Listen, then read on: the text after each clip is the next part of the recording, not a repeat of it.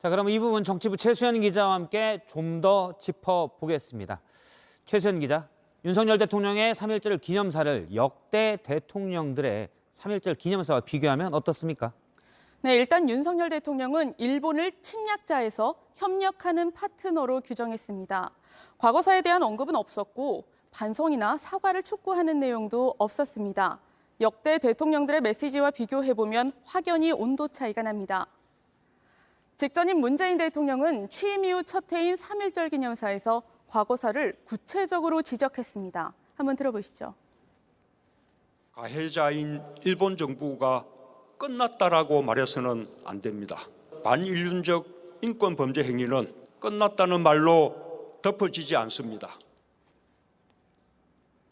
문재인 전 대통령 때는 그랬고 같은 보수 정권 때랑 비교하면 어떻습니까? 박근혜 정권 때는 오히려 매우 강경했습니다. 가해자라는 표현도 강도 높게 표현했는데 이 부분도 한번 들어보시죠. 가해자와 피해자라는 역사적 입장은 천년의 역사가 흘러도 변할 수 없는 것입니다. 이명박 정권은 실용 외교를 추구한다는 점에서 윤 대통령과 가장 비슷합니다. 당시 메시지를 보면 과거에 얽매여서 미래의 관계까지 포기하고 있을 수는 없다였는데요. 오늘 윤 대통령의 메시지와 매우 흡사한 걸 볼 수 있습니다. 네, 그렇군요. 오늘 특히 논란이 된 건 일제 침략이 마치 우리가 약했기 때문이다. 그러니까 피해자 잘못이다. 이런 부분이었잖아요. 네, 그렇게 지금 해석이 되고 있습니다. 세계사의 변화를 준비하지 못해서 국권을 상실했다라고 말한 부분인데요. 야당에서는 일제의 식민 지배를 정당화했다고 반발하고 있습니다. 앞서 여당의 정진석 의원도 조선은 일본의 침략 때문이 아니라 안에서 망했다라고 언급해서 논란이 된 바가 있습니다. 이렇게 현 정부와 여권에서는 유독 일제 침략과 관련해서 역사관 논란이 이어지고 있습니다.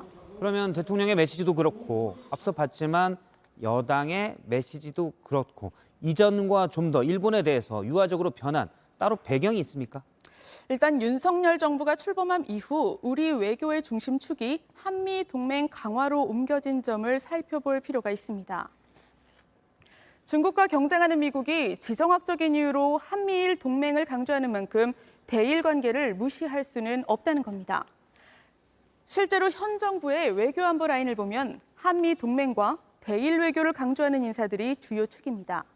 특히 김태효 국가안보실 1차장은 한일 군수지원 협정 체결을 주장하는 등 일본과의 안보 협력을 강조해온 인사로 꼽힙니다.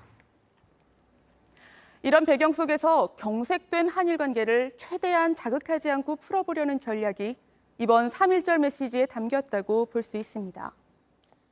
네, 정치부 최수연 기자였습니다. 수고했습니다.